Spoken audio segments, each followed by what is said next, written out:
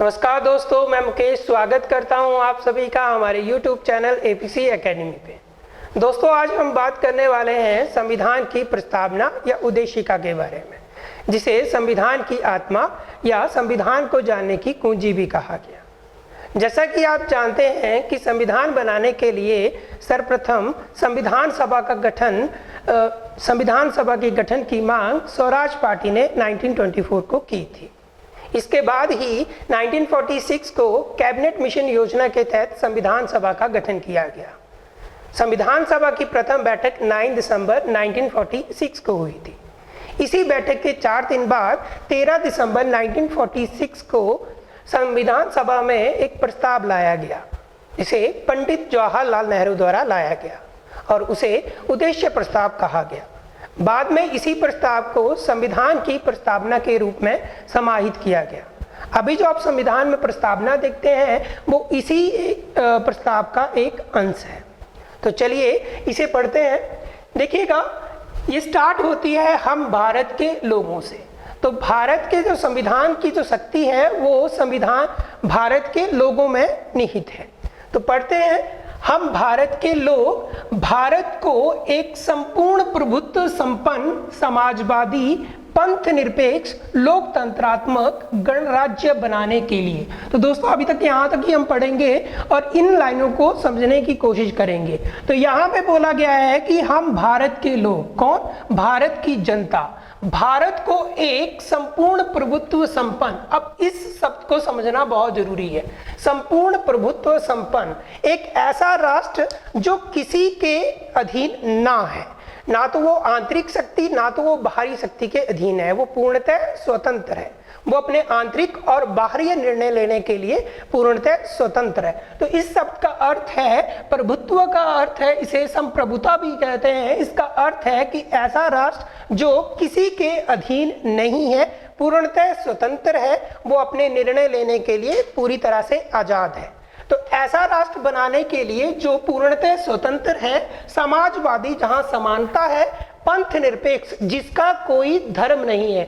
दोस्तों, भारत का कोई अपना धर्म नहीं है, ना तो वो हिंदू राष्ट्र है ना ही वो मुस्लिम राष्ट्र है। तो इस शब्द का अर्थ है ऐसा राष्ट्र जिसका कोई अपना धर्म नहीं है। तो भारत एक पंथ निरपेक्ष राष्ट्र है।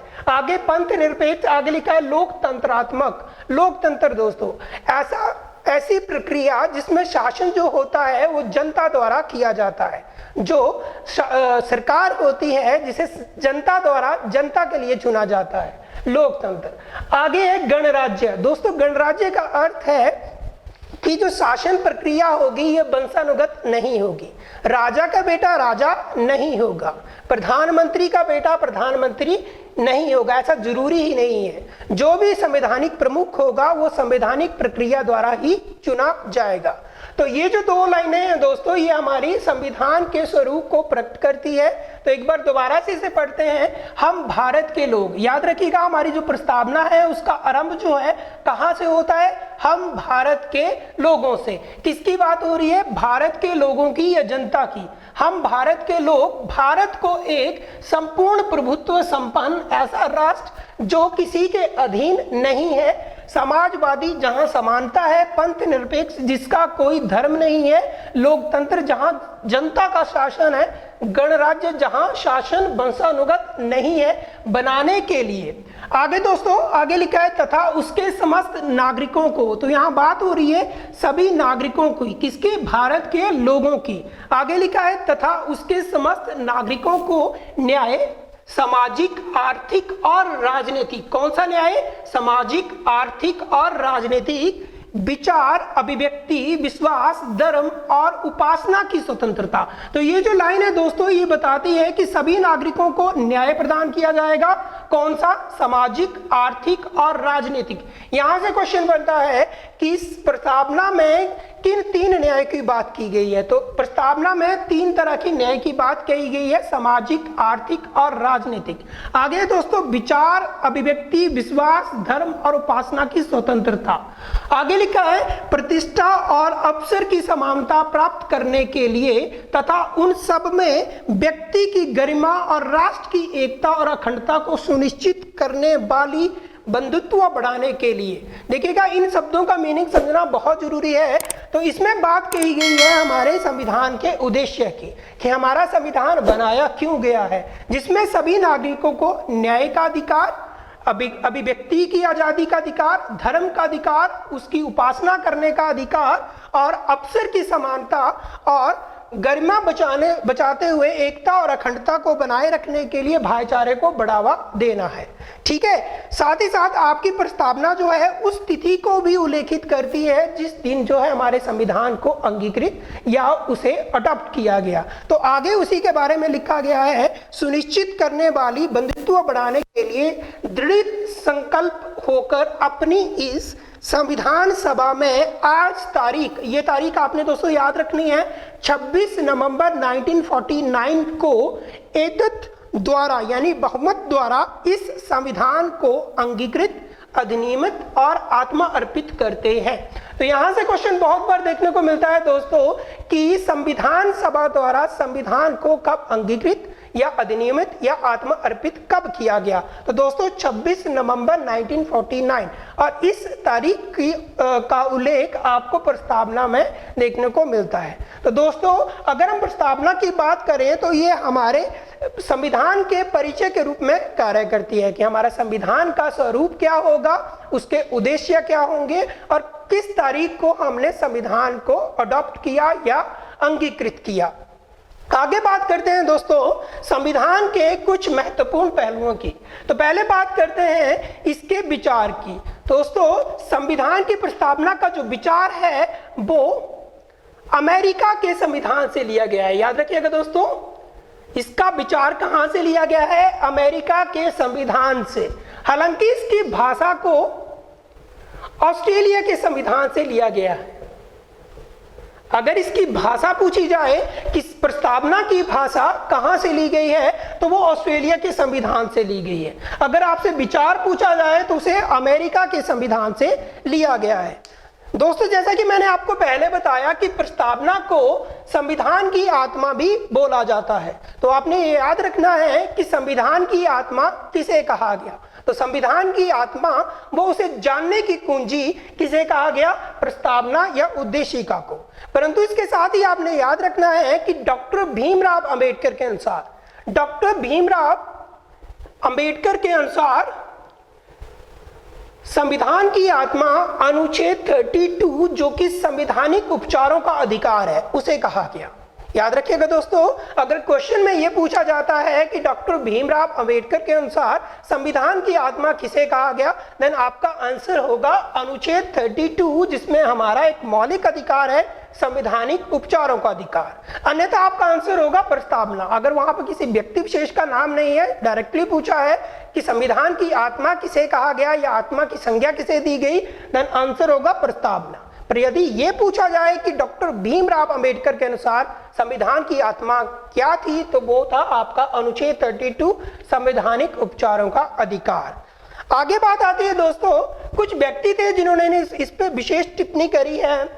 तो पहले है एन.ए. पालकीवाला। दोस्तों इन्होंने संविधान की प्रस्तावना को परिचय पत्र का नाम दिया, परिचय पत्र। तो आपसे यह पूछा जा सकता है कि संविधान की प्रस्तावना को परिचय पत्र का नाम किसने दिया। तो एन.ए. पालकीवाला ने संविधान की प्रस्तावना को परिचय पत्र का नाम दिया। साथ ही साथ एक और व्यक्ति थे अल्लादी कृष्णस्वामी अय्यर। नाम याद रखिएगा दोस्तों, अल्लादी कृष्णस्वामी अय्यर। इनके अनुसार संविधान की प्रस्तावना भारत के दीर्घकालीन सपनों का विचार है। याद रखिएगा दोस्तों, भारत के दीर्घकालीन सपनों का विचार किसके द्वारा संविधान की प्रस्तावना को कहा गया? अल्लादी कृष्णस्वामी अय्यर द्वारा। आगे दोस्तों कुछ केस हुए थे, विवाद हुए थे, जिसपे सर्वोच्च न्यायालय ने हमारी जो प्रस्तावना है उसका उल्लेख करते हुए निर्णय दिए थे। तो एक केस है बेरूबारी संघवाद, बेरूबारी संघवाद, जो दोस्तों 1960 में हुआ था। इस विवाद में सर्वोच्च न्यायालय ने यह निर्णय दिया कि आपकी जो प्रस्तावना है वो संविधान का अंग नहीं है और इसे संशोधन करके चेंज नहीं किया जा सकता, इसमें संशोधन नहीं किया जा सकता। तो इसको याद रखिएगा, आपसे पूछा जा सकता है कि किस विवाद में सर्वोच्च न्यायालय ने यह निर्णय दिया कि आपकी प्रस्तावना जो है वो संविधान का अंग नहीं है, अतः उसे संशोधित नहीं किया जा सकता। उसके बाद एक और विवाद हुआ जो कि बहुत ही जरूरी विवाद है और उससे क्वेश्चन बनते हैं। केशवानंद भारती बनाम केरल राज्यवाद, और ये 1973 में हुआ था दोस्तों। इस विवाद में सर्वोच्च न्यायालय ने यह माना कि प्रस्तावना जो है वो संविधान का अंग है और उसे संशोधित भी किया जा सकता है, परंतु इसे संशोधन करके इसके मूल ढांचे को या बुनियादी ढांचे को चेंज नहीं किया जा सकता। इसमें बताया गया कि प्रस्तावना संविधान का अंग है और इसमें संशोधन भी किया जा सकता है, परंतु इसमें संशोधन करके संविधान के मूल ढांचे या बुनियादी ढांचे को चेंज नहीं किया जा सकता। तो यहां से क्वेश्चन बहुत बार देखने को बनता है कि किस विवाद में या केशवानंद भारती बनाम केरल राज्यवाद कब हुआ और इसमें किस विवाद में आपकी प्रस्तावना को संविधान का अंग माना गया और उसे संशोधन करने का भी निर्णय किया गया। इसके बाद जब सर्वोच्च न्यायालय ने यह बताया कि यह संविधान का अंग है और इसमें संशोधन भी किया जा सकता है, तो उसके बाद संविधान में 42वां संविधान संशोधन करते हुए संविधान की प्रस्तावना में 3 नए शब्द जोड़े गए। तो संविधान में 42वां संविधान संशोधन हुआ, संविधान संशोधन